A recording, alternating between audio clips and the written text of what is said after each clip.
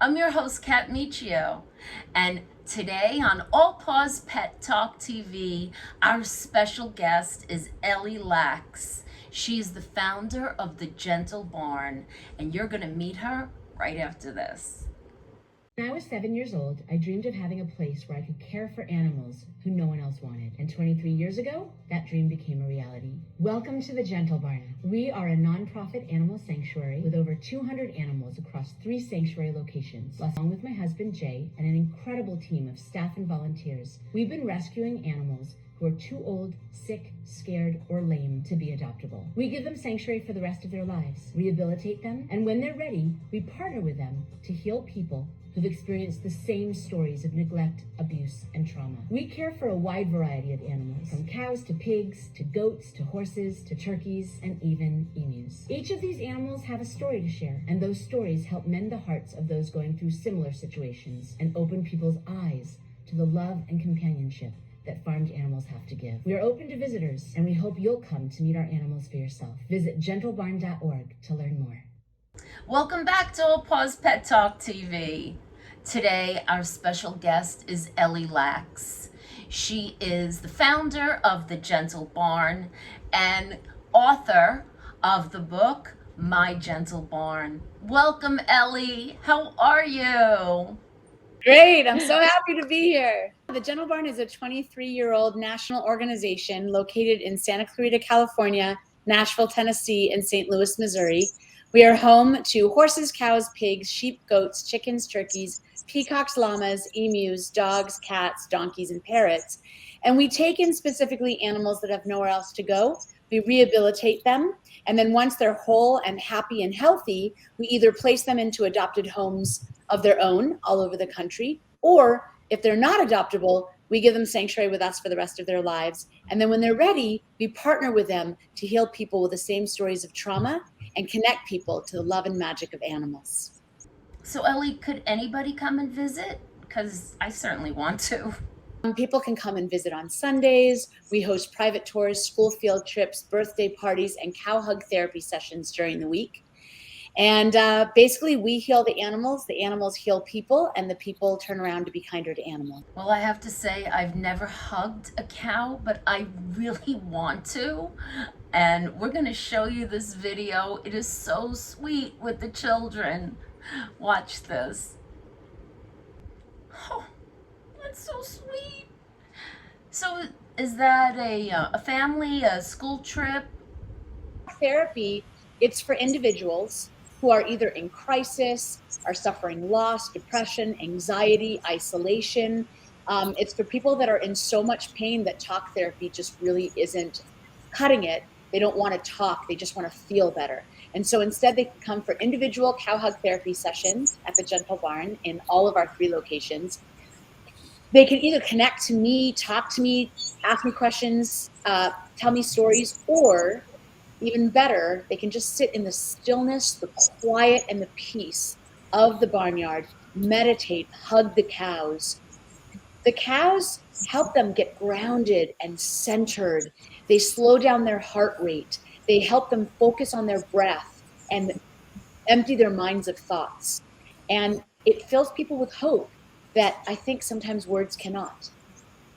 That is so beautiful that you have this place that people can come to and feel better. People that are suffering, children that are suffering, and the cows and the animals there just help them so much. It's just so beautiful what you're doing. I'm going to take a quick break. We'll be right back. Welcome back to All Paws Pet Talk TV. I'm your host, Kat Michio. We are here with Ellie Lax, founder of The Gentle Barn, and I am sure that our panel of experts have a lot to ask Ellie. Joan, you and Ellie are quite good friends, aren't you? We're very good friends. We always say that we actually came from the same cell and split, and that then years later we came back because we each had so much work to do, and now we get to work together. I just love that the two of you are friends and you both communicate with the animals. It's like a big party. You know, I have a favorite story that you share that about the cuddle turkey, and to me that exemplifies everything that the Gentle Barn is and all the work you've done. And so, I was hoping you'd start off with that story. Yes, absolutely. So the story begins. We rescued a turkey named Chloe from Thanksgiving. She was very scared at first, but with a little time and patience, she learned to trust us and she turned into a cuddle turkey. So, for those of you that don't know, male turkeys like to show off and be called handsome, but female turkeys, when they trust you and feel safe, love to sit in your lap and fall asleep and be cuddled. So Chloe became our cuddle turkey, and she was so wonderful with people and so gentle and kind that we started bringing her to different events. So people can come and meet her and realize that turkeys are amazing. So we used to bring her, and we had the same routine each time. We would take her out of the car. She would sit on the grass with her eyes closed, just resting while we set up the table and the booth. And then when the fair opened, people would come through, they would pet her and talk to her. She would fall asleep in people's laps, and it was beautiful. Well, this one day we went to a fair that was quite larger than our usual experience, and they had a band. So we were setting up, she was sleeping just like she always did. And then about a half an hour into it, we were almost finished setting up. The band started playing, and the band was about, I don't know, 100, 150 feet away from us. The minute Chloe heard the music, her eyes opened wide and she started sprinting towards the stage. I'm running after her going, Chloe, what are you doing? No, you have to get back to the booth. And she had never done that before. So I grabbed her and I brought her back to the booth. And the minute I turned my back, there she is sprinting across the lawn back to the booth. So curious where she was going and what got her so riled up, I followed behind her. She ran to the stage. She positioned herself front row center. She closed her eyes and she started swaying to the music. Oh Mm. my God. There was so much disbelief that this was happening that I sat down in the front row to watch her. And over the course of 3 hours, more people came. They started dancing around her. And I'm watching my turkey dance with about 50 other people. I couldn't believe this was happening. They were all dancing. She was a band groupie.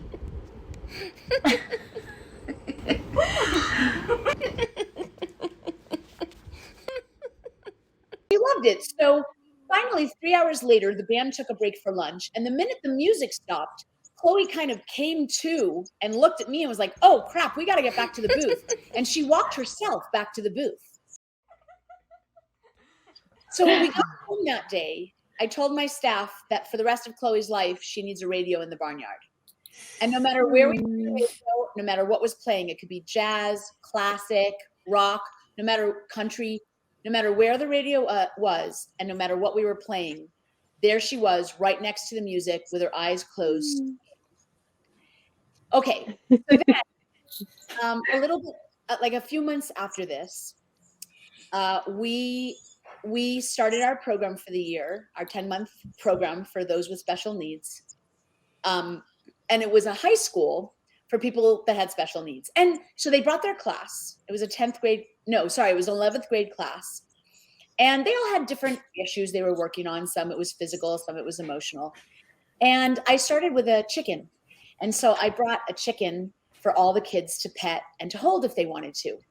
And I went to the very, very last teenager and I said, would you like to pet her? And the counselors or the teachers ran over there, blocked me and this teenager and said, no, absolutely not. She cannot pet or hold this chicken. And I said, ask why. And they said, this teenager has fits of rage. She's very, very angry. She claws and throws things and bites and in the classroom and at home. So she would never be safe for a chicken. Now I'm hearing their words and I am believing them. But I looked over at this teenager's face and she was soft and humble and she had a sweet smile on her face. And it just wasn't matching what they were saying. So what I explained to them was, look, whether you're a human or an animal, the first rule at the Gentle Barn is that whoever comes to the Gentle Barn, they get to define who they are. I don't care what you've done in the past. I don't care what you've been through. I don't care what people say about you. I'm not interested in any of the past. right here, right now, every animal and every person gets to define who they are and reinvent themselves if they want to. And so I asked them to please let me interact with her. And they kind of rolled their eyes and they seemed frustrated. I said, I will take responsibility. And so they walked away. And I brought the chicken over to this teenager. She had this sweet smile on her face. She pet the chicken. She was so sweet. Now, a little backstory of this teenager. She was born blind, but otherwise completely normally functioning. And I heard about her that she loved to sing and dance. So she would twirl around and she would sing. She had a beautiful voice. She had a lovely life. Now, when the 94 earthquake hit, I guess that experience was so overly traumatic for her, being blind maybe, that she decided from that point on that she would never speak a word again. And so psychiatrists, psychologists, speech therapists, teachers, counselors, her family, they're all trying to help her speak, but she would not speak one single word. And by the time I met her, she had not spoken one word for 12 years. Introduce you to a very special friend of mine, and I brought her over to Chloe the turkey, and I explained the whole story that I had told you about Chloe's love of music, and I told her, listen, it's really important that Chloe has music every single day, so I'm wondering if you might help me sing to her. And she nodded yes, and we sat down on the ground, and for the first 3 months it was me singing to Chloe and this lovely young lady sitting next to me stroking Chloe. But by the 4th month she started humming. By the 5th month, she was singing alongside me. And by the time she graduated our program, she was fully vocal. Oh. Everybody, I heard that story. That's incredible. Incredible. 10 million times I've heard that story, and I still get teary-eyed. That is, I got chills. Wow. Laura, I know you're dying to say something. I just got the chills hearing that story and having my own experiences working with therapy animals. To know the impact that they can have on people is just so truly profound. My question is, you've taken so many different species into the Gentle Barn in multiple locations. Tell me about the training and rehabilitation process to help these animals become therapy healers for people. I'm so happy that you asked that, Laura, because that is the key. You know, we've been doing cow hug therapy now for 23 years, and there's been a lot of publicity about it lately. And so we've actually been getting calls from dairies saying, hey, can you teach us how to do cow hug therapy? And what we say to them is, cows in a dairy cannot possibly be cow hug therapists because they're still trapped in their trauma. And the key to any good therapist, whether they're a human or animal, is that they've had to have gone through trauma of their own, and they have to heal that trauma in order to then pay it forward to others. And so the recovery process for the animals that come into the Gentle Barn is absolutely paramount. And so the recovery process, when animals come in, they are typically very, very scared and oftentimes sick. We rescue animals from the darkest places on earth, from veal crates, dogs with parvo, animals from auction houses, stockyards and slaughterhouses, backyard butchers and cruelty cases. And so these animals all come in terrified, never having experienced the kindness of humans, and they come in sick.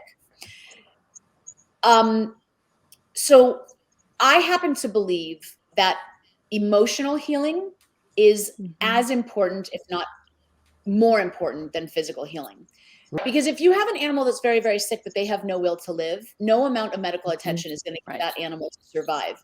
But if you can give them something to live for, then that aids in the healing process and allows all the physical stuff to save that animal.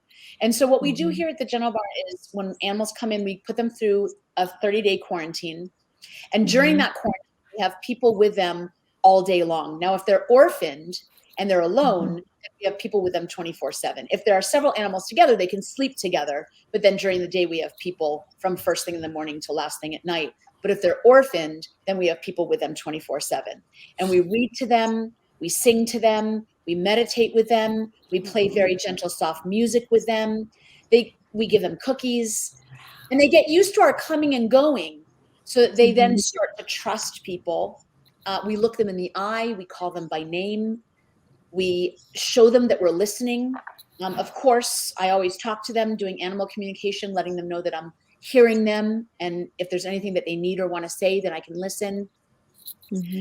And that recovery process, and then of course that's all going on at the same time as the veterinary care and the nutritional supplements, and we've got energy healers that come in, we've got musicians that come in and play for them, and we heal them, the whole package: physical, emotional, mental, spiritual. We give them something to live for. We show them a different kind of, and we show them that the world can. I just love what you're doing. It's I'm sitting here going, oh my God, I want to be there. I want to be there. It's just so amazing what you're doing for people, for animals. You're very, very special. My heart is so full right now. We're going to take a break. We'll be right back. So we're back. I'm Kat Micho of All Paws Pet Talk TV, and we are talking to Ellie Lax of the Gentle Barn. Ellie, I have a question for you. I have a French bulldog, and her name is Lulu Llama. And people always ask me, why did I name her Lulu Llama? She's not a llama. Well, I wrote a children's song called Lenny the Lima Bean Lovin' Llama, and she's the sister Lulu Llama. So, like, if I had a goose, or I don't know what I would name her, maybe Moose. If you had a goose, what would you name it? Okay, so first of all, you're making me want to go out and get a goose. Not yet. I need that. I have to put it on my bucket list. Yes, I'm gonna get a goose after this. So thank you. That is so cool.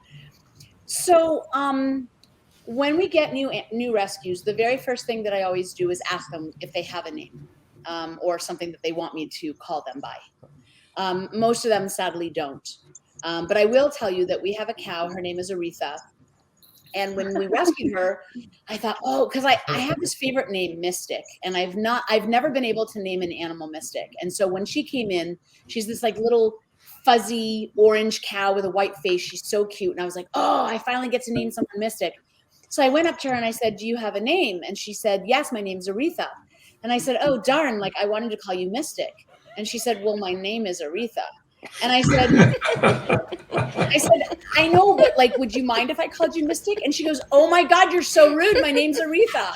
And I was like, oh my God, you're so right. I'm sorry. I apologize. So her name is Aretha. So I always ask them, and if they have a name, I am better behaved since that story, and I just honor their name. Ellie, does Aretha sing? No, but she deserves respect. Dr. Palmquist, is there something that you'd like to ask Ellie? Oh, I love the whole show. I just want to sit here and listen to Ellie tell stories all day because, as a veterinarian, we're a lot of times trained to do evidence-based medicine and to talk about research. And there's a certain amount of living which is called common sense. And, if we love one another, we come together and we get these consensual touches, and you don't have to speak words to communicate. And part of healing is that coming together in that safe space and then allowing energies to go where they need to go without telling them where they need to go. And I just think that everything you're doing is really a beautiful thing. And I mean, I am curious that if anybody has expressed any interest in doing any kind of research. I know they've done a lot of work with autism in touch in animals, and your story certainly touches on that. Do you work with any researchers, or do you have any universities that are interested in what you're doing? First of all, I love what you said. That was beautiful. Thank you. Yeah, we did a year study with the Department of Children and Family Services about the effect of our program on children in foster care. And so, and we're about to launch another study, and we're looking for a university to connect with because we want to study the effectiveness of cow hug therapy.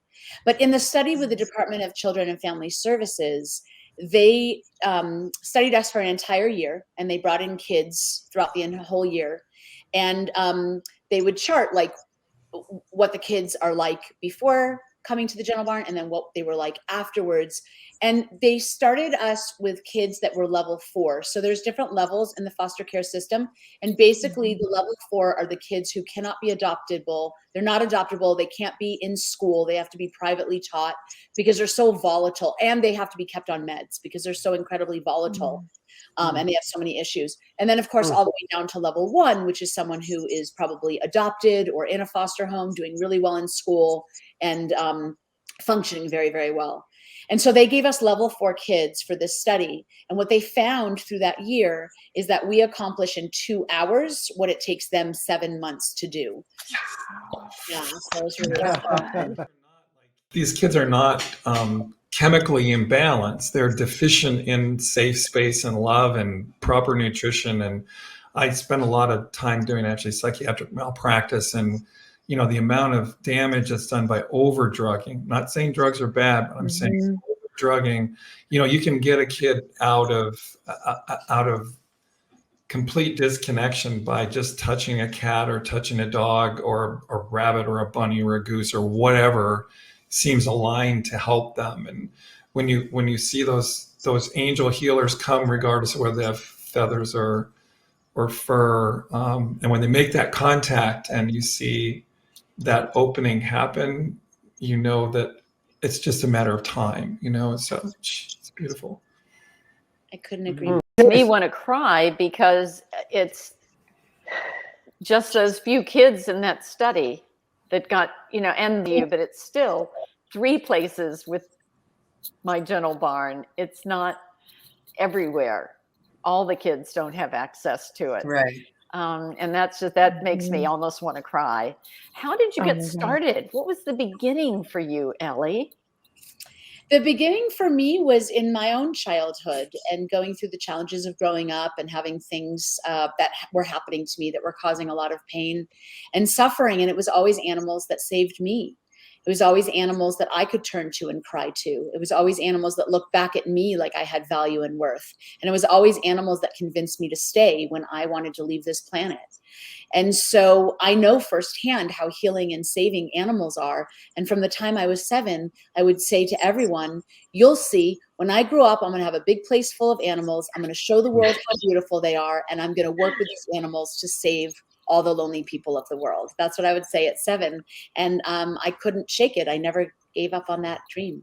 This story is in the book, but so basically I was busy procrastinating because I didn't know how to start. I didn't know what the first step would be. I didn't know how to start a nonprofit. So 23 years ago, I was running an errand in the San Fernando Valley, and I saw a petting zoo I'd never seen before.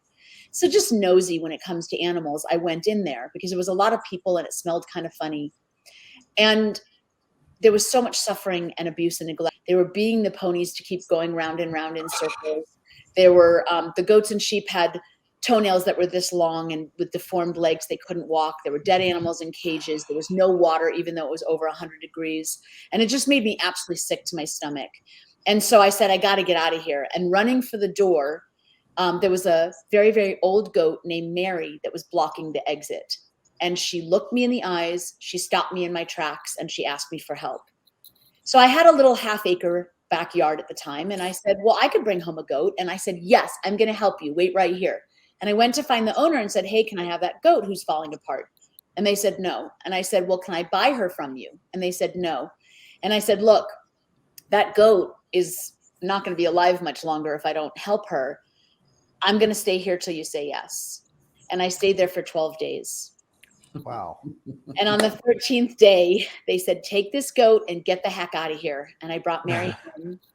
I called a mobile vet out to help remove her tumors and trim her overgrown toenails and teach me how to massage her deformed legs so she could walk again. And a few months later, she was bouncing around the backyard as happy as can be. And I just knew, I said, this is what I was born to do. This is who I am. I've got to do this more. So I reached out to the authorities, letting them know the horrible things I'd seen that day. And they all said, there's nothing we can do. She's connected politically, just walk away. Well, apparently walking away is not in my nature because I found myself back at that petting zoo. And I told the owner, look, I know that you have other animals that are suffering. No questions asked. I'll take them off your hands. And she gave me a whole pile of animals, a miniature horse, pigs, sheep, goats, chickens, turkeys. And I brought them all home. and fixed them all one by one with the mobile vet. And before I knew it, I had a backyard full of animals, and I realized, holy cow, I just started my dream. I love Mary. beautiful. I love Mary. So that Mary she was the started all beginning. I love that. it. Oh, Mary's- what you did. Mary Oh, put my me goodness. on the track of my life that was destined for me. Yeah. So emotional and so inspiring. Joan, do you have something to say to Ellie? Well, I have a little question coming back to what we're just saying. If you can't do it in the way that Ellie has, what are some ways that people that aren't going to start a sanctuary, what are some ways that they could help animals in general, or animals and people? What are some of the ways that other people could help? Great question, Joan. Thank you for asking that. After every field trip, we gather the kids around our wishing well. And after they make wishes, we let them know, we ask them, okay, so do we need more suffering in the world? No. Okay, do we need more sadness in the world? No. Do we need more loneliness in the world? No. And then I say, okay, what do we need more of? And all the kids say, we need more love. And then I say to them, okay, so how can we create more love? And we talk about how we can pick up trash even if it's not ours. We can water a wilted flower or tree if we see that it's thirsty. We can give food out to a homeless person or animal if they're hungry. If we see someone in the middle of the road, like an animal in the middle of the road, we can tell a grown-up, we can get to a rescue group, and we can get help for that one animal. If we have room in our house, we can adopt an animal instead of buy one. And most important, if there are people out there that love animals and want to help animals, the number one way, the most effective, most powerful, most impactful way to help animals is go vegan. When we go vegan, we save 200 animals a year. We save 1,100 gallons of water a day. We save an acre of trees every year, and we reduce our own risk of all Western disease by 90%. So to heal our own bodies, save animals, and help this beautiful planet remain sustainable, we all have the power to eat fruits, vegetables, nuts, and grains, go vegan, and that is the most powerful thing any individual can do right now. Yeah, we all have choices to make, and that's a really good one for people to strive towards. I believe in that. Dr. Christina, did you want to say something to Ellie?